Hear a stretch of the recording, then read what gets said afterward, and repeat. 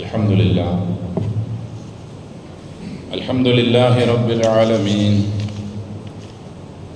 الحمد لله نحمده ونستعينه ونستغفره ونستهديه ونؤمن به ونتوكل عليه ونعوذ بالله من شرور أنفسنا ومن سيئات أعمالنا. من يهده الله فلا مضل له ومن يضلل فلا هادي له. وأشهد أن لا إله إلا الله وحده لا شريك له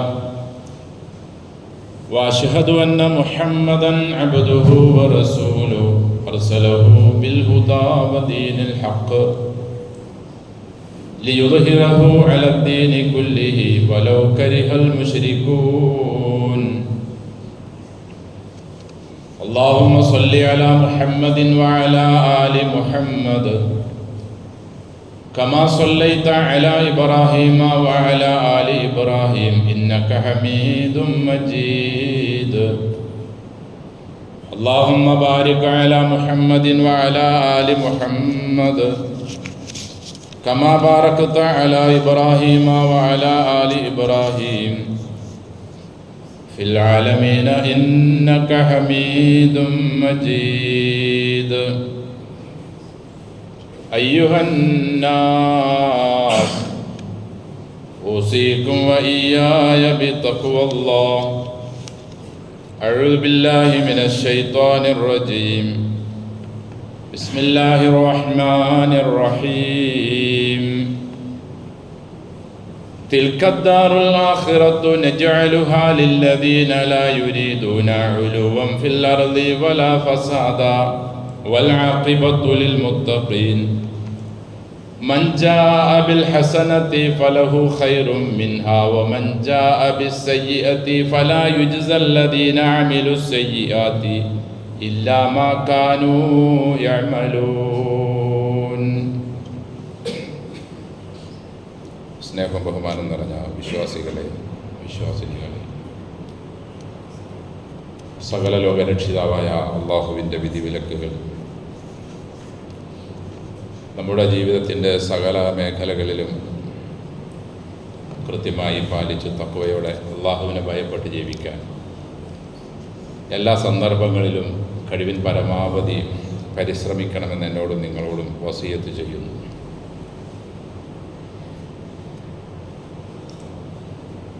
അൽഹംദുലില്ലാഹ്, അള്ളാഹുവിൻ്റെ മഹത്തായ അനുഗ്രഹത്താൽ അള്ളാഹുവിൻ്റെ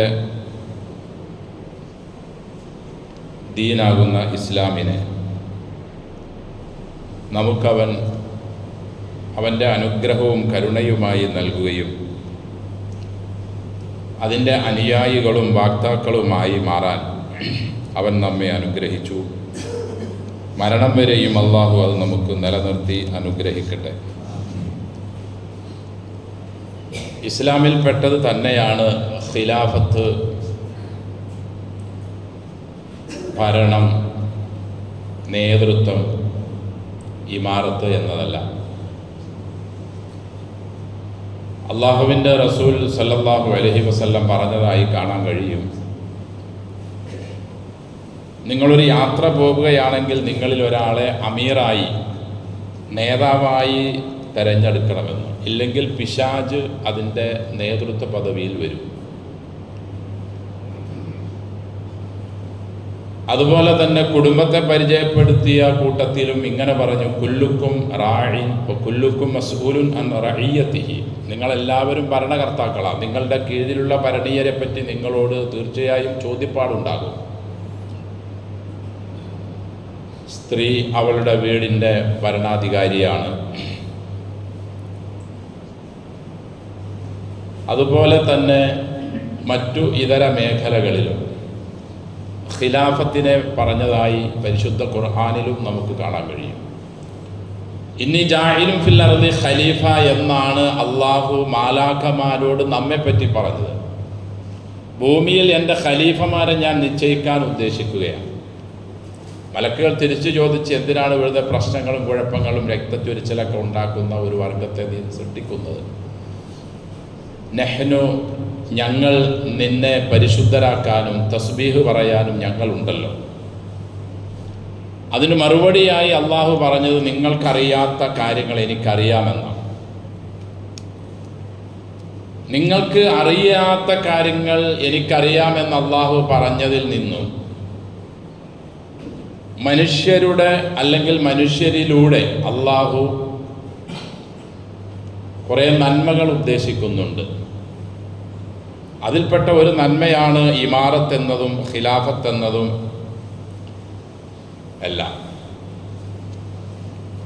അതിന് ഇമാറത്തിനെ അല്ലെങ്കിൽ നേതൃത്വത്തെ നാം ഒരു മുൾക്കിരീടമാക്കാതെ ഇസ്ലാം അനുശാസിക്കുന്ന നിലയിലുള്ള ഒരു സ്വർണ്ണ കിരീടമാക്കി അത് തൻ്റെ കീഴിലുള്ളവർക്ക് അവരുടെ ജീവിതത്തിനും അവരുടെ മറ്റു ഇതര കാര്യങ്ങൾക്കും സൗകര്യപ്രദമായ നിലയിലും അവർക്ക് എളുപ്പം നൽകുന്ന നിലയിലും ആക്കി തീർക്കുക എന്നതാണ് ഇസ്ലാമിൻ്റെ ഖിലാഫത്തും ഇമാറത്തും ഒക്കെ അതുകൊണ്ടെല്ലാം ഉദ്ദേശിക്കുന്നത്. ഇതിന് വ്യത്യസ്തമായ നിലയിലുള്ള ഇമാറത്തും ഖിലാഫത്തുമൊക്കെയാണ് നാം തെരഞ്ഞെടുപ്പ് കൊണ്ടും അല്ലെങ്കിൽ നേതൃത്വത്തിലേക്ക് വരൽ കൊണ്ടുമൊക്കെ നാം ആഗ്രഹിക്കുന്നതെങ്കിൽ തീർച്ചയായും അത് നമ്മുടെ ഐഹിക പാരത്രിക ലോകത്തെ ജീവിതത്തിലുള്ള കഷ്ടം അഥവാ ശിക്ഷയ്ക്കത് കാരണമായിത്തീരും. സൂറ ഖസസിൽ അല്ലാഹു പറയുന്നു, തിൽക്കദ്ദാറുൽ ആഖിറത്തു നജഅലുഹാ ലില്ലദീന ലാ യുരീദൂന ഉലൂവൻ ഫിൽ അർളി വലാ ഫസാദ. തിൽക്കദ്ദാറുൽ ആഖിറ, ആഖിറത്തിലുള്ള ജീവിതത്തിൻ്റെ വിജയം, അവിടുത്തെ സുരക്ഷിതത്വം, അവിടുത്തെ രക്ഷകൾ നാം വച്ചിരിക്കുന്നത് ലില്ലദീന ലാ യുരീദൂന ഉലൂവൻ ഫിൽ അർളി വലാ ഫസാദ. ഭൂമിയിൽ കുഴപ്പങ്ങളും ഭൂമിയിൽ നേതാവാകണം എന്ന ആഗ്രഹവും ഇല്ലാത്ത ആളുകൾക്കാണ്. ഫസാദും പാടില്ല, ഉലൂവ്. എനിക്ക് നേതാവാവണം, എല്ലാവരെയും ഞാൻ ഭരിക്കണം, മറ്റുള്ളവരെല്ലാം എൻ്റെ കീഴിലാവണം, അങ്ങനെ ഒരു പൊങ്ങച്ചം, ഒരു പൊങ്ങിത്തരം മനസ്സിൽ ഉള്ള ആളുകൾക്ക് ആഖിറം ലഭിക്കുകയില്ല എന്നാണ് അള്ളാഹു നമ്മെ പഠിപ്പിക്കുന്നത്. തിരുമേനി സല്ലല്ലാഹു അലൈഹി വസല്ലമയുടെ അടുക്കൽ ചില സ്വഹാബികൾ വന്ന് നേതൃത്വം ആവശ്യപ്പെട്ടു. അള്ളാഹുവിൻ്റെ റസൂൽ സല്ലല്ലാഹു അലൈഹി വസല്ലം അവരെയൊക്കെ നിരുത്സാഹപ്പെടുത്തുകയാണ് ചെയ്തത്. അബൂ മൂസ അശ്അരി റളിയല്ലാഹു അൻഹു പറയുന്നു, ഞാൻ നബിയുടെ അടുക്കൽ കടന്നു ചെന്നു എൻ്റെ പിതൃവ്യൻ്റെ 2 മക്കളോടൊപ്പം, മിൻ ബനി അമ്മയ്യ, എൻ്റെ മൂത്താപ്പയുടെ അല്ലെങ്കിൽ എൻ്റെ 2 കൊച്ചാപ്പയുടെ 2 മക്കളോടൊപ്പം ഞാൻ പ്രവാചകൻ്റെ അടുക്കൽ ചെന്നു. ഫഖാല അഹദുർ റജുലൈനി, അവരിൽ ഒരാൾ ചോദിച്ചു, പ്രവാചകരെ, അമ്മറന അലാ ബഅദി മാ വല്ലാക്കല്ലാഹ്, തങ്ങൾക്ക് അള്ളാഹു കീഴ്പ്പെടുത്തി തന്നിട്ടുള്ള അല്ലെങ്കിൽ തങ്ങൾക്ക് അള്ളാഹു അധികാരപ്പെടുത്തി തന്നിട്ടുള്ള കുറച്ച് മേഖലയുടെ മെമ്പറായി അല്ലെങ്കിൽ അവിടുത്തെ MP ആയി അല്ലെങ്കിൽ അവിടുത്തെ ഗവർണറായി അല്ലെങ്കിൽ അവിടുത്തെ അധികാര പദവിയുള്ള ആളായി എന്നെ നിശ്ചയിക്കുമോ? വഖാലൽ ആഖിറു മിസ്ല ദാലിക, മറ്റേ അനുജനും ഇങ്ങനെ തന്നെ നബിയോട് ആവശ്യപ്പെട്ടു. ഫഖാൽ, നബി അതിന് മറുപടി കൊടുത്തത്, ഇന്നാ വല്ലാഹി ലാ നുവല്ലി അലാ ഹാദൽ അമലി അഹദൻ സഅലഹു വലാ അഹദൻ ഹരിസ അലൈഹി. ഇമാം മുസ്ലിം റഹിമഹുല്ലാ റിപ്പോർട്ട് ചെയ്ത ഹദീസാണ്.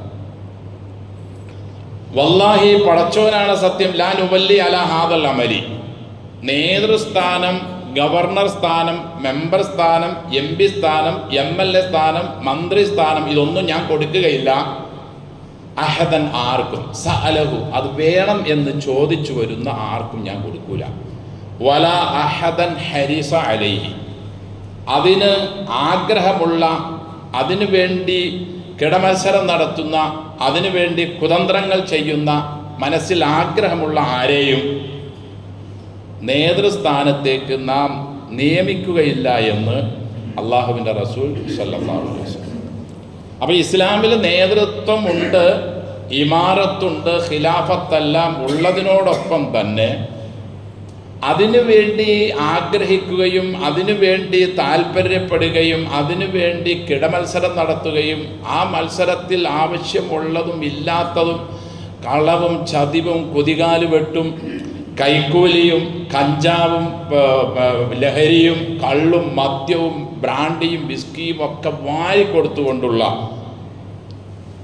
ഒരു രീതി ഇസ്ലാമിലില്ല.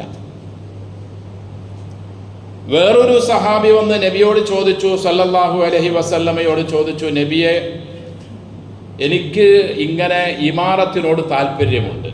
നബി അദ്ദേഹത്തോട് പറഞ്ഞു, ഇന്നക്കും സതഹ്രിസൂന അലൽ ഇമാറ, അമീറാവണമെന്ന് നേതാവാവണമെന്ന് നിങ്ങൾക്ക് ആഗ്രഹമുണ്ട്. പക്ഷെ വസതകൂനു നദാമത്തൻ യൗമൽ ഖിയാമ, ഖിയാമത്ത് നാളിൽ തീർച്ചയായും നിങ്ങൾക്കത് പെരും ഖേദം ആയിത്തീരും. അത് വേണ്ടിയിരുന്നില്ലല്ലോ. 5 കൊല്ലം ചിലപ്പോൾ ഞാൻ മെമ്പറായി, അല്ലെങ്കിൽ വാർഡിൻ്റെ ഉടമയായി, അല്ലെങ്കിൽ അവിടെയുള്ള ആളുകളെയൊക്കെ ഭരിക്കുന്നവരായി എല്ലാവരും അപേക്ഷ ഒപ്പിടാൻ ഇനി എൻ്റെ മുമ്പിൽ വരും. നാടിൻ്റെ നന്മയ്ക്ക് അങ്ങനെ ഇങ്ങനെ എന്നൊക്കെ പറഞ്ഞ് എങ്ങനെയെങ്കിലുമൊക്കെ രക്ഷപ്പെട്ട് പോകണമെന്ന് ആഗ്രഹിക്കുന്നവരും ആയിട്ടുള്ളവരും ഒക്കെ ചിന്തിക്കേണ്ട കാര്യമാണ്. അത് ഖിയാമത്ത് നാളിൽ അത് വേണ്ടുന്ന നിലയിൽ ഉപയോഗിച്ചില്ലെങ്കിൽ അത് ഖേദമായി മാറുമെന്ന് മാത്രമല്ല, ഇങ്ങനെ ഈ രീതിയിലെല്ലാം മേൽപ്പറഞ്ഞ രീതിയിലെല്ലാമാണ് നാം അതിനു വേണ്ടി മത്സരം നടത്തുന്നതെങ്കിൽ തീർച്ചയായും അതെല്ലാം ശിക്ഷയ്ക്ക് കാരണമായി തീരും. ഇതിന് വിപരീതമായും ചില ഖുർആനിൽ നമുക്ക് കാണാം. യൂസുഫ് സിദ്ദീഖ് അലൈഹി സ്വലാത്തു വസ്സലാമിൻ്റെ ജയിൽവാസവുമായി ബന്ധപ്പെട്ട് അതിൽ നിന്നെല്ലാം മോചിതനായ ശേഷം അദ്ദേഹത്തിൻ്റെ സ്വപ്നവ്യാഖ്യാനവും അദ്ദേഹത്തിൻ്റെ സത്യസന്ധതയും എല്ലാം മനസ്സിലായ രാജാവ് ഫലമ്മ കല്ലമഹു ഖാല ഇന്നക്കൽ യൗമ ലദൈന മക്കീനുൻ അമീൻ, യൂസുഫ് അലൈഹി സ്വലാത്തു വസ്സലാമിനോട് വിശദമായി സംസാരിച്ചു. സംസാരം കഴിഞ്ഞപ്പോൾ രാജാവിന് തോന്നി, ഇദ്ദേഹം നല്ലൊരു മനുഷ്യനാണല്ലോ, മക്കീനാണ്, അമീനാണ്, വിശ്വസ്തനാണ്. ഇദ്ദേഹത്തെ ഏൽപ്പിച്ചാൽ ഇദ്ദേഹം കൃത്യമായി അദ്ദേഹത്തെ ഉത്തരവാദിത്തപ്പെടുത്തി ഏൽപ്പിച്ച സംഗതിയെ ഒരു കളവും ചതിവുമില്ലാതെ ആ കാര്യം നടപടിയിൽ ആക്കും എന്ന് ഈ രാജാവിന് മനസ്സിലായപ്പോൾ, രാജാവിനത് താല്പര്യം വന്നപ്പോൾ കാല യൂസുഫ് അലൈഹി സ്വലാത്തു വസ്സലാം അദ്ദേഹത്തോട് പറഞ്ഞു, ഇജ്അൽനി അലാ ഖസാഇൽ അർള് ഇന്നി ഹഫീദുൻ അലീം, മിസ്റിൻ്റെ ഈജിപ്തിൻ്റെ അധികാരം എൻ്റെ കയ്യിൽ താ, അത് എങ്ങനെ നിർവഹിക്കണമെന്ന്, എങ്ങനെ അത് ചെലവഴിക്കണമെന്ന്, ഈജിപ്തിൻ്റെ ഭരണാധികാരം അല്ലെങ്കിൽ ഈജിപ്തിലുള്ള ആളുകൾക്ക് ഏതെല്ലാം നിലയിലാണ് അവരെ പരിപാലിക്കേണ്ടതെന്ന് ഞാൻ ഹഫീളാണ്, അലീമാണ്. അതിൻ്റെ അധികാരവും അതിൻ്റെ സമ്പത്തും എൻ്റെ കയ്യിൽ വന്നാൽ എനിക്കത് സൂക്ഷിക്കാൻ കഴിയും, എങ്ങനെ അത് ചെലവഴിക്കണമെന്ന് എനിക്ക് അറിയുകയും ചെയ്യാം. ഇതും ഖുർആനിലുള്ളതാണ്, മറ്റതും ഹദീസിലും ഖുർആനിലുമുള്ളതാണ്. ഈ നിലയിലുള്ള അവസ്ഥ ഒരാൾക്കുണ്ടെങ്കിൽ തീർച്ചയായും അവർക്ക് സ്ഥാനം ലഭിക്കുന്നത് നന്മയ്ക്കാണ്. ഈ ഒരവസ്ഥ ഇല്ലാത്ത ആളുകളാണെങ്കിൽ ഈ സ്ഥാനം ലഭിക്കുന്നത് തീർച്ചയായും നാളെ ആഖിറത്തിൽ അത് നഷ്ടപ്പെടാനും അത് പെരും ഖേദത്തിനും കാരണമായി തീരുകയും ചെയ്യും. അള്ളാഹുവിൻ്റെ റസൂല് തന്നെ ആരാ? സല്ലല്ലാഹു അലൈഹി വസല്ലം. നബിയോട് ഒരിക്കൽ ചോദിക്കപ്പെട്ടു, പ്രവാചകരെ, അങ്ങയെ റസൂലും ദാസനുമായ ഒരാളായി അങ്ങ് തിരഞ്ഞെടുക്കലാണോ അങ്ങയ്ക്കിഷ്ടം, അതല്ല ഒരു രാജാവും നബിയുമാകലാണോ? രണ്ടും തരക്കേടില്ലാത്ത പദവിയാണ്. ഒന്ന് നബിയുമാണ്, രാജാവുമാണ്, സുലൈമാൻ അലൈഹി സ്വലാത്തു വസ്സലാമിനെ പോലെ. ഒന്ന് ദാസനാണ്, റസൂലാണ്. അള്ളാഹുവിൻ്റെ റസൂൽ സല്ലല്ലാഹു അലൈഹി വസല്ലം പറഞ്ഞത്, എനിക്ക് രാജാവും നബിയുമാവുന്നതല്ല എനിക്ക് താല്പര്യം, ഒരു ദാസനും റസൂലും ആകുന്നതുമാണ്. അപ്പം ഈ രണ്ട് അവസ്ഥകളിൽ നിന്നും ഏറ്റവും നന്മയും രക്ഷപ്പെടാൻ ചാൻസ് കൂടുതലുള്ളതും അബ്ദും റസൂലുമാണ്.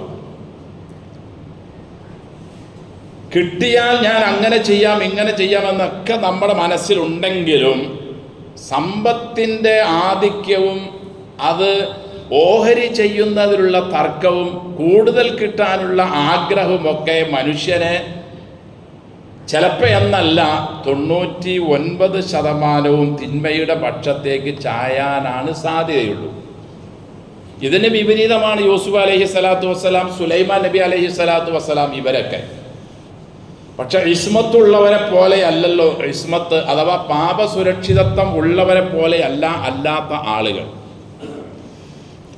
അബൂബക്കർ സിദ്ദീഖ് റളിയല്ലാഹു അൻഹു, ഉമർ റളിയല്ലാഹു അൻഹു ഒക്കെ അവർക്കൊക്കെ നേതൃത്വത്തിലേക്ക് വരേണ്ട നിർബന്ധിത അവസ്ഥ ഉണ്ടായപ്പോൾ അവർ അതിനെ ഭയപ്പെടുകയും അവർ വളരെ കണിശത പുലർത്തുകയും ചെയ്തു. അതിൽ നിന്നും സമ്പത്തെടുത്ത് ഭക്ഷിക്കാനല്ല അവർ ആഗ്രഹിച്ചിരുന്നത്.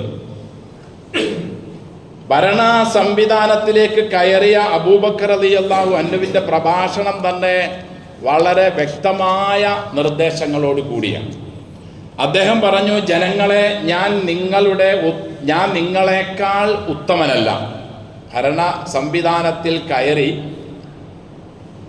അള്ളാഹുവിൻ്റെ റസൂൽ ഇരുന്ന പ്രസംഗ പീഠത്തിൻ്റെ 2ാമത്തെ പടിയിൽ കയറി ഇരുന്നു കൊണ്ടാണ്. 3ാമത്തെ പടിയിലാണ് പുന്നാര പ്രവാചകൻ ഇരിക്കുന്നത്. 4ാമത്തെ നബി ഇരുന്നതിന് വിപരീതമായിക്കൊണ്ട് തൊട്ട് താഴെയുള്ള പടിയിൽ ഇരുന്നു കൊണ്ട് അബൂബക്കർ റളിയല്ലാഹു പറയും, നബി ആളുകളെ, ജനങ്ങളെ, ഞാൻ നിങ്ങളെക്കാൾ ഉത്തമനല്ല. ഞാൻ നല്ലത് പ്രവർത്തിച്ചാൽ നിങ്ങൾ എന്നെ സഹായിക്കണം. അതായത് ഖുർആനിനും തിരുചര്യയ്ക്കും അനുകൂലമായ നിലയിലാണ് എൻ്റെ പ്രവർത്തനമെങ്കിൽ നിങ്ങൾ എന്നെ സഹായിക്കണം. തെറ്റ് ഞാൻ ചെയ്താൽ നിങ്ങൾ എന്നെ നേരെയാക്കണം. ആർക്കത് പറയാൻ കഴിയും? നാമൊക്കെ ഇപ്പോൾ തിരഞ്ഞെടുത്ത് വിടുന്ന ആളുകളിൽ ഏതെങ്കിലും ഒരാൾക്ക് ഈ നിലയിലുള്ള ഒരു പ്രഭാഷണം നടത്താൻ കഴിയുമോ? ഞാൻ തെറ്റ് ചെയ്താൽ നിങ്ങൾ എന്നെ നേരെയാക്കണം. ഞാൻ നിങ്ങളെക്കാളും വലിയ ആളൊന്നുമല്ല. നിങ്ങളിൽ ദുർബലൻ എൻ്റെ അടുക്കൽ ഇന്ന് ശക്തനായിരിക്കും. ഒരാളും ദുർബലനില്ല. നിങ്ങളിലുള്ള ശക്തൻ എൻ്റെ അടുക്കൽ ദുർബലനായിരിക്കും. അഥവാ ഖുർആനിൻ്റെയും സുന്നത്തിൻ്റെയും രീതി അനുസരിച്ച് അവനിൽ നിന്നുള്ള അവകാശങ്ങൾ അവൻ തന്നില്ലെങ്കിൽ ഞാൻ പിടിച്ചു വാങ്ങുക തന്നെ ചെയ്യും. ഉദാഹരണം സക്കാത്ത് പോലെയുള്ള സംഗതികൾ. അള്ളാഹുവിനെയും റസൂലിനെയും അനുസരിക്കുന്ന കാലത്തോളം നിങ്ങൾ എന്നെ അനുസരിക്കണം. അതിന് വിപരീതമായ ഒരു നിലപാടാണ് എന്നിൽ നിന്നുള്ളതെങ്കിൽ നിങ്ങൾ എന്നെ തിരുത്തണം. ആ വിഷയത്തിൽ നിങ്ങൾ എന്നെ അനുസരിക്കുകയേ പാടില്ല. ഇത് പറഞ്ഞ് പിറ്റേ ദിവസം അബൂബക്കർ സിദ്ദീഖ് റളിയല്ലാഹു അൻഹു ഒരു തുണിയുടെ കെട്ടുമെടുത്ത് മാർക്കറ്റിലേക്ക് ഇറങ്ങുക. അനുയായികൾ ചോദിച്ചു, എന്താണ് ഇത് അമീറുൽ മുഅ്മിനീൻ?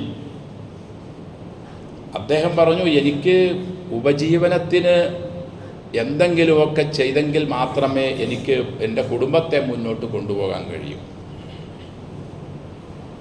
ഇങ്ങനെയായിരുന്നു സ്വഹാബികൾ അള്ളാഹുവിൻ്റെ റസൂലിൽ നിന്നും ഉൾക്കൊണ്ട പാഠം. ഉമർ റളിയല്ലാഹു അൻഹുവിൻ്റെ അവസ്ഥയും ഇതിന് വിഭിന്നമല്ല. തൻ്റെ കീഴിലുള്ള ആളുകളിൽ ആർക്കെങ്കിലും എന്തെങ്കിലും പ്രയാസമുണ്ടോ എന്ന് അന്വേഷിച്ച് രാത്രി ഉറങ്ങാതെ അദ്ദേഹം ചുറ്റിത്തിരിയുമായിരുന്നു. പ്രയാസപ്പെടുന്നവരെ കണ്ടാൽ അദ്ദേഹം തൻ്റെ തോളിൽ എടുത്തു വച്ച് കൊണ്ടുപോയി ആ കുടുംബത്തെ, ആ വീട്ടുകാരെ സഹായിക്കുമായിരുന്നു. ഇങ്ങനെയായിരുന്നു ഇസ്ലാമിൻ്റെ ഭരണ സംവിധാനവും ഇസ്ലാമിൽ പരിചയപ്പെടുത്തുന്ന ഭരണരീതികളും നേതാക്കന്മാരും എല്ലാം. ഇങ്ങനെ ഒരവസ്ഥ നമ്മിൽ ഉണ്ടായാൽ തീർച്ചയായും നമുക്ക് ലഭിക്കുന്ന ഈ അധികാര സ്ഥാനം തീർച്ചയായും അള്ളാഹുവിൻ്റെ അടുക്കൽ നമുക്ക് നമ്മുടെ ക്ലാസ്സിൽ കനം തൂങ്ങുന്നതായിത്തീരും. ഇല്ലാത്തൊരവസ്ഥയിലാണ്, അല്ല എനിക്ക് കൂടുതൽ 5 വർഷം കൊണ്ട് കുറേ സമ്പാദിക്കണം, എനിക്ക് കുറേ സ്ഥലം വാങ്ങിക്കൂട്ടണം, അല്ലെങ്കിൽ ഇതിൻ്റെ മുകളിലേക്ക് ഞാൻ നല്ല കാര്യങ്ങളൊക്കെ ചെയ്ത് അടുത്ത വേറൊരു പദവി നേടണം, ഇങ്ങനെയുള്ള താല്പര്യങ്ങളൊക്കെ ആണെങ്കിൽ അള്ളാഹുവിൻ്റെ റസൂല് പറഞ്ഞതുപോലെ സല്ലല്ലാഹു അലൈഹി വസല്ലം അത് ഖേദം ആയിത്തീരും ഖിയാമത്ത് നാളിൽ.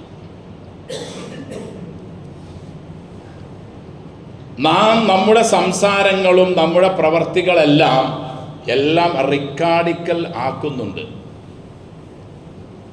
റിക്കാർഡിക്കൽ ആക്കുന്നത് നാളെ നാം അള്ളാഹുവിൻ്റെ അടുക്കൽ വരുമ്പോൾ നമ്മുടെ കയ്യിൽ തരികയും അത് വായിച്ചു നോക്കാൻ നമ്മോട് ആവശ്യപ്പെടുകയും ചെയ്യും. അപ്പോൾ നാം വാങ്ങിയ കൈക്കൂലിയും ആവശ്യമില്ലാത്തതിന് കൂട്ടുനിന്നതല്ല, മറ്റാരെയും അറിയിക്കാതെ രഹസ്യമായി നാം ചെയ്തു വച്ചതെല്ലാം നാളെ വെളിച്ചത്ത് കൊണ്ടുവരികയും നാളെ അള്ളാഹുവിൻ്റെ മുമ്പിൽ ഈ ഒരു സ്ഥാനം ലഭിച്ചതിൻ്റെ പേരിൽ വേറെ എല്ലാ കാര്യങ്ങളും ചിലപ്പോൾ അയാൾ നല്ല മനുഷ്യനായിരിക്കും. സ്ത്രീകളെ സംബന്ധിച്ചിടത്തോളം ഇങ്ങനെ ഒരു ചർച്ചയെ പൊതുവിലില്ല. കാരണം നബി പറഞ്ഞിട്ടുണ്ട്, ലൻ യുഫ്ലിഹ ഖൗമുൻ വല്ലൗ അംറഹും ഇമ്ര. ഇമാം ബുഖാരി 4425 7099 നമ്പറുമായ ഹദീസിൽ പറയുന്നു, ഒരു ജനതയും വിജയിച്ചിട്ടില്ല. വല്ലൗ അംറഹും ഇമ്ര, അവരുടെ കാര്യം സ്ത്രീയെ ഏൽപ്പിച്ച ഒരു ജനതയും. റോമിലും പേർഷ്യയിലും ഒക്കെ ഇങ്ങനെയുള്ള ചില കാര്യങ്ങൾ നടപടിയിൽ വന്നതായി നബി അറിഞ്ഞപ്പോഴാണ് നബി ഇങ്ങനെ പറഞ്ഞത്. പറയുക മാത്രമല്ല, പിന്നീട് അവർ അതിൻ്റെ ദുരനുഭവം അനുഭവിക്കേണ്ടി വരികയും ചെയ്തു. അപ്പോൾ നാം ചിന്തിക്കുന്നുണ്ടാകും, പക്ഷെ നമ്മുടെ ഇന്നത്തെ ഈ സാഹചര്യത്തിൽ 50% അല്ലെങ്കിൽ 60% ഒക്കെ സംവരണമായിരിക്കെ നാം എന്ത് ചെയ്യുമെന്ന്. വിശ്വാസികളെ, നമ്മുടെ ഈ രാജ്യത്തിൻ്റെ അല്ലെങ്കിൽ നമ്മളൊക്കെ കൂടി തീരുമാനിച്ച ഒരു തീരുമാനത്തിനു വേണ്ടി വഹിയിനെ മാറ്റാനോ അള്ളാഹുവിൻ്റെ കൽപ്പനകളെ മാറ്റാനോ നിർദ്ദേശങ്ങൾ മാറ്റാനോ കഴിയില്ലല്ലോ. അള്ളാഹുവിനറിയാം ഇങ്ങനെ ഒരു രാജ്യം വരുമെന്നും ഇങ്ങനെ കുറേ ആളുകൾ വരുമെന്നും 50%, 70%, 80% ഒക്കെ അവർക്കായി മാറ്റിവെക്കുമെന്നും ഒക്കെ അള്ളാഹുവിനറിയാം. അതോടൊപ്പം തന്നെയാണ് അള്ളാഹുവിൻ്റെ ഈ കൽപ്പനകളും തീരുമാനങ്ങളും എല്ലാം. ഒരു സത്യവിശ്വാസിയെ സംബന്ധിച്ചിടത്തോളം നേരിൻ്റെ വഴി കണ്ടാൽ അതിനെ നേരായി കാണുകയും അതിനോട് തുടരുകയും വേണം.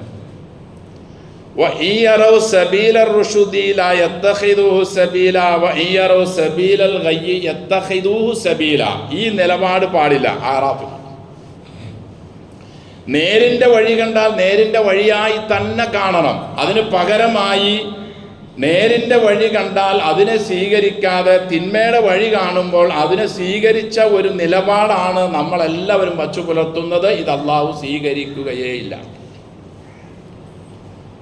അധികാരവും പ്രതാപവും സുഖവും ഒക്കെ കിട്ടും എന്നുള്ളത് ശരി തന്നെയാണ്. പക്ഷേ നാളെ എന്നേക്കുമുള്ള ഒരു ജീവിതത്തിൽ ഒരിക്കലും നമുക്ക് രക്ഷപ്പെടാൻ കഴിയില്ല.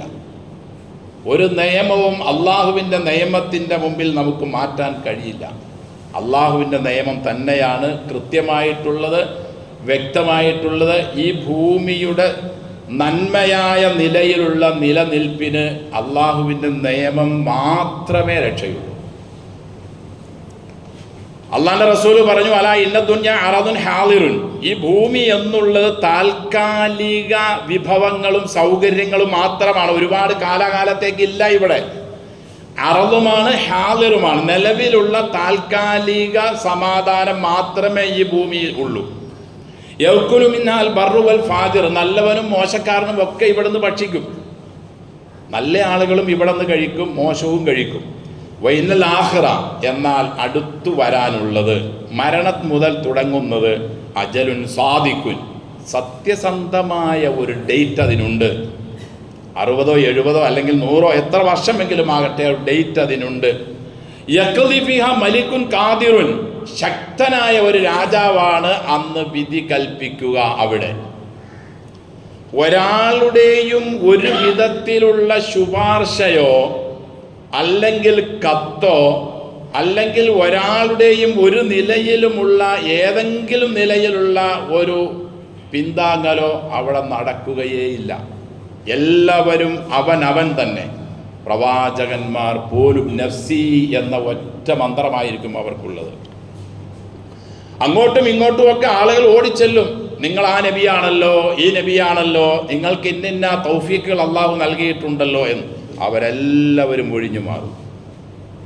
അവിടെ വിധി കൽപ്പിക്കുന്നത് ശക്തനായ രാജാവാണ്. അലാ വ ഇന്നൽ ഖൈറ കുല്ലഹു ഫിൽ ജന്ന. അന്നും എല്ലാ നന്മയും സ്വർഗത്തിലാണ്. എല്ലാ തിന്മയും എത്ര ചെറുതാകട്ടെ വലുതാകട്ടെ എന്തിനു വേണ്ടി ചെയ്തതാകട്ടെ മൊത്തം നരകത്തിലുമായിരിക്കും.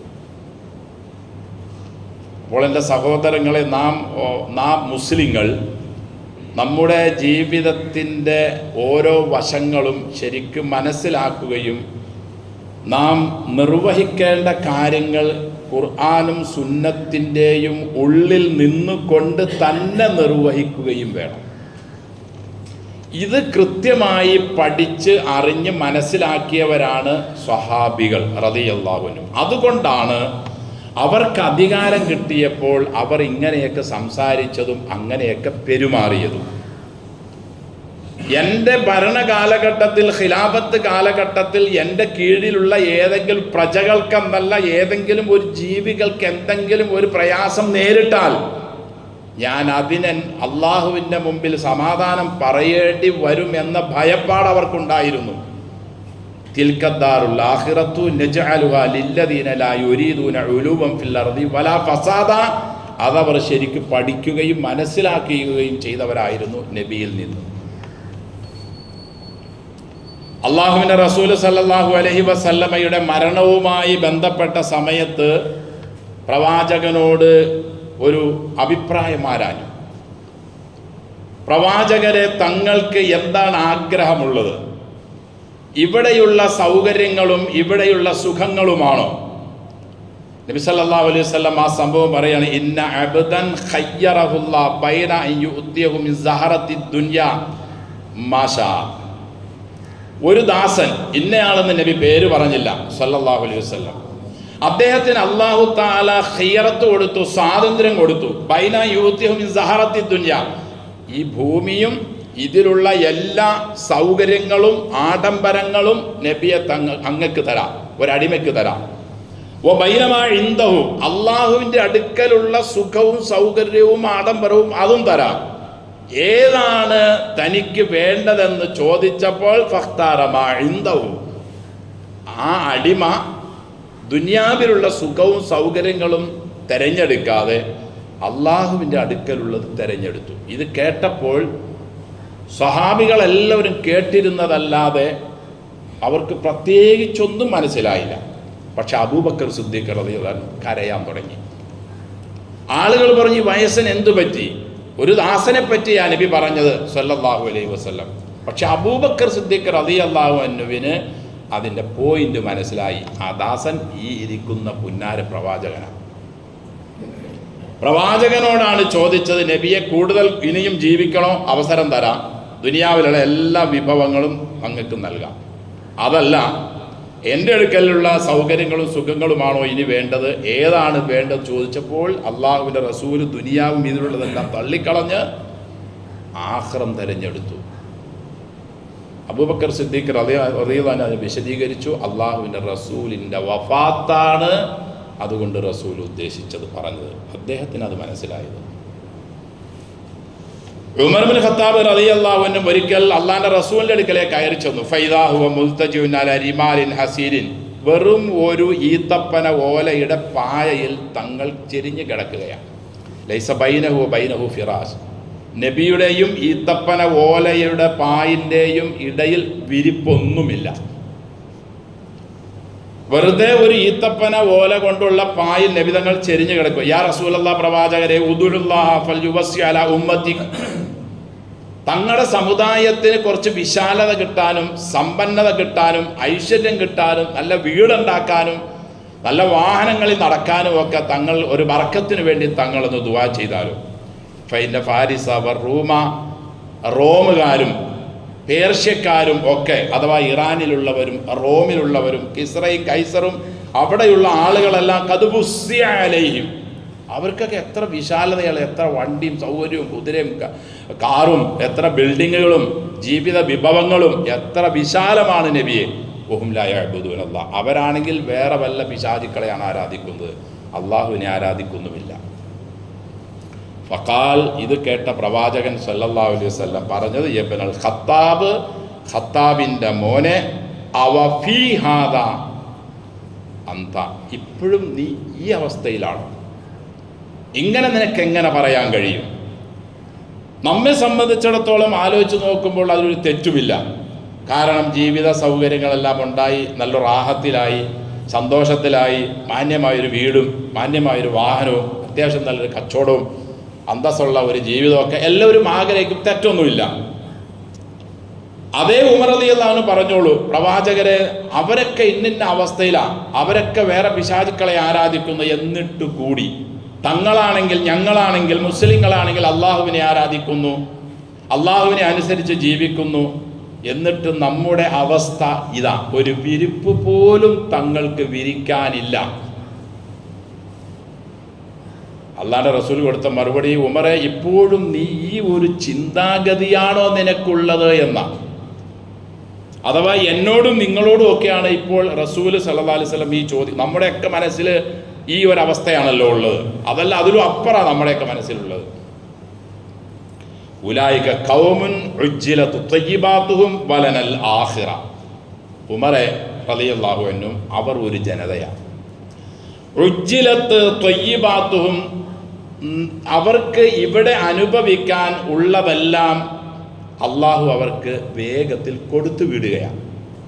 വലന, നമുക്കുള്ളത് അൽ ആഖിറ, അടുത്ത ലോകമാണ്, ആഖിറമാണ്. തിൽക്കദ്ദാറുൽ ആഖിറ, ആ വീട് നജഅലുഹ, നാം കൊടുക്കുന്നത് ലില്ലദീന ലാ യുരീദൂന ഉലൂവൻ, ഭൂമിയിൽ മേൽമത്തരവും പൊങ്ങത്തരവും പൊങ്ങച്ചവും ഒക്കെ ആഗ്രഹിക്കാത്തവർക്കും, വല ഫസാദ, കുഴപ്പങ്ങൾ ഉണ്ടാക്കാൻ ആഗ്രഹിക്കാത്തവർക്കുമാണ് എന്ന് അള്ളാഹു പറഞ്ഞതിനെ അടിവരയിട്ടുകൊണ്ട് അള്ളാഹുവിൻ്റെ റസൂലും പറയുന്നു സല്ലല്ലാഹു അലൈഹി വസല്ലം. ഇത് കണ്ടും കേട്ടും അനുഭവിച്ചും ഒക്കെയാണ് ആ സ്വഹാബികൾ ജീവിച്ചത്. അതുകൊണ്ട് തന്നെയാണ് അവർക്ക് ഭരണം കിട്ടിയപ്പോൾ അവർ പറഞ്ഞത്, ജനങ്ങളെ, ഞാൻ നിങ്ങളെക്കാൾ ഉത്തമനല്ല. വിശുദ്ധ ഖുർആനിനും തിരുസുന്നത്തിനും വിപരീതമായി എന്തെങ്കിലും ഞാൻ ചെയ്യുന്നത് കണ്ടാൽ നിങ്ങൾ എന്നെ തിരുത്തണം, എന്നെ തിരുത്തിയേ പറ്റൂ. ഉമർ റളിയല്ലാഹു അൻഹുവിന്റെ ഭരണ സമയത്ത് അദ്ദേഹം പ്രസംഗിച്ചു കൊണ്ടിരിക്കുമ്പോൾ ഒരിക്കൽ പറഞ്ഞു, സ്ത്രീകൾ അധികമായി മഹർ പറയുന്നു. വല്ലാത്തൊരു രംഗമാണ്. ഇതെന്താണിത്? ഇത് പുരുഷന്മാരെ സംബന്ധിച്ചിടത്തോളം താങ്ങാൻ കഴിയുന്നില്ല, അതുകൊണ്ട് അത് കുറയ്ക്കണം എന്ന ഒരു ഉദ്ദേശത്തിലുള്ള അദ്ദേഹത്തിൻ്റെ പ്രസംഗം കേട്ടുകൊണ്ടിരുന്ന ഒരു സ്ത്രീ മറുപടി പറഞ്ഞു, ഉമറെ, അള്ളാഹുവും റസൂലും പരിധി നിശ്ചയിക്കാത്ത ഒന്ന് പരിധി നിശ്ചയിക്കാൻ നിനക്ക് എന്താണ് അവകാശവും അധികാരവും ഉള്ളത്? മറ്റുള്ള ആളുകൾ ഈ സ്ത്രീയുടെ ചോദ്യത്തെ കയർത്തപ്പോൾ ഉമർ റളിയല്ലാഹു അൻഹു പറഞ്ഞു, വേണ്ട, അവർക്ക് ചോദിക്കാൻ അവകാശമുണ്ട്. സഹോദരങ്ങളെ, ഇന്നത്തെ നമ്മുടെ ഭരണ രംഗത്തിരിക്കുന്നവർക്കോ അല്ലെങ്കിൽ നാം ഒക്കെ ഒരു ഭരണത്തിലായി എന്നിരിക്കട്ടെ, വേണ്ട, നമ്മുടെ ഒരു പള്ളിയുടെയോ അല്ലെങ്കിൽ ഒരു മദ്രസയുടെയോ ഒരു നേതൃത്വത്തിൽ നമ്മൾ വന്നു, ഞാൻ ചെയ്തതിന് ഏതെങ്കിലും കീഴിലുള്ള ഒരാൾ അല്ലെങ്കിൽ ആ മഹല്ലിലുള്ള അല്ലെങ്കിൽ ആ മെമ്പറിൻ്റെ പരിധിയിലുള്ള ഒരാൾ എതിർപ്പ് പ്രകടിപ്പിച്ചാൽ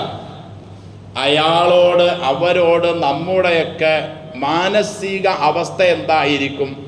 അധികാരം പ്രയോഗിക്കാൻ നമുക്ക് കഴിയുമെങ്കിൽ ഏതൊക്കെ നിലയിൽ അവരെ പ്രയാസപ്പെടുത്താനും കഷ്ടപ്പെടുത്താനും നമുക്ക് കഴിയുമോ ആ നിലയിലൊക്കെ നാം കുതന്ത്രങ്ങൾ പ്രയോഗിക്കുകയില്ലേ?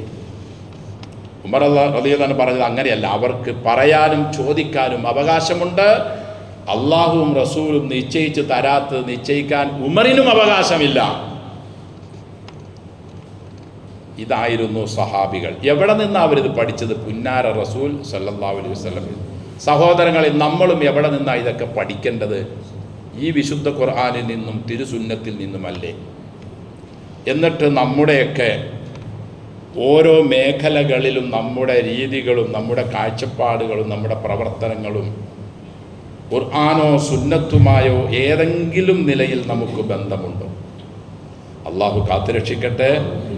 കൃത്യമായി അളന്നു തൂക്കി വേണം നമ്മുടെ ജീവിതത്തെ മുന്നോട്ട് കൊണ്ടുപോകാൻ. കാര്യം പലതും ആലോചിക്കുമ്പോൾ അതൊന്നും ഇപ്പോൾ സാധിക്കുകയില്ല. അങ്ങനത്തെ ഒരവസ്ഥയിലാണ് നാം. അങ്ങ് മാറിയാൽ അതിലും വലിയ പിശാച് കൊമ്പും കുത്തി നോക്കിയിരിക്കുകയാണ്. ഉളിപ്പല്ല് പുറത്ത് കാണിച്ച് നമ്മെ കടിച്ചു കീറാൻ എന്ത് ചെയ്യും?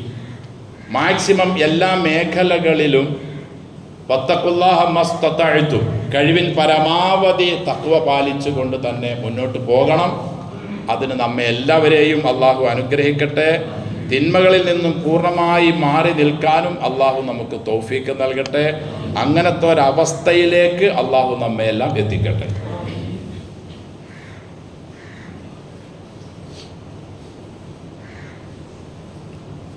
അൽഹംദുലില്ലാഹ് നഹ്മദുഹു വനസ്തഈനുഹു വനസ്തഗ്ഫിറുഹു വനസ്തഹ്ദീഹി വനുഅ്മിനു ബിഹി വനതവക്കലു അലൈഹി വനഊദു ബില്ലാഹി മിൻ ശുറൂരി അൻഫുസിനാ വമിൻ സയ്യിആതി അഅ്മാലിനാ മൻ യഹ്ദിഹില്ലാഹു ഫലാ മുദില്ല ലഹു വമൻ യുദ്ലിൽ ഫലാ ഹാദിയ ലഹു വഅശ്ഹദു അൻ ലാ ഇലാഹ ഇല്ലല്ലാഹു വഹ്ദഹു ലാ ശരീക ലഹു വഅശ്ഹദു അന്ന മുഹമ്മദൻ അബ്ദുഹു വറസൂലുഹു അർസലഹു ബിൽ ഹുദാ വദീനിൽ ഹഖ് ലിയുദ്ഹിറഹു അലദ്ദീനി കുല്ലിഹി വലൗ കരിഹൽ മുശ്രികൂൻ.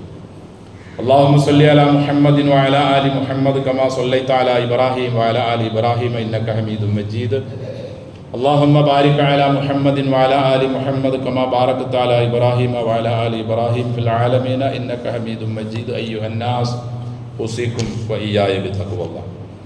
أعوذ بالله من الشيطان الرجيم. بسم الله الرحمن الرحيم. قل هو القادر على أن يبعث عليكم عذابا من فوقكم أو من تحت أرجلكم أو يلبسكم شيعا ويذيق بعضكم بأس بعض انظر كيف نصرف الآيات لعلهم يفقهون.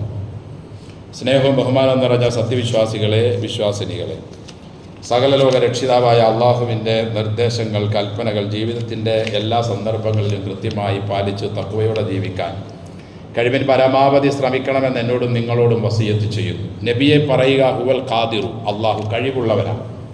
അലാ യബ്അസ അലൈക്കും അദാബം മിൻ ഫൗഖിക്കും, നിങ്ങളുടെ മുകളിൽ നിന്നും അള്ളാഹു നിങ്ങളുടെ മേൽ എന്തെങ്കിലും ശിക്ഷ ഇറക്കാൻ അവന് കഴിയും. ഔ മിൻ തഹ്തി അർജുലിക്കും, അല്ലെങ്കിൽ നിങ്ങളുടെ കാലിനടിയിൽ നിന്നും ഭൂമിയിൽ നിന്നും ഒരു ശിക്ഷ നിങ്ങളുടെ മേൽ ഇറക്കാൻ അള്ളാഹുവിന് കഴിയും.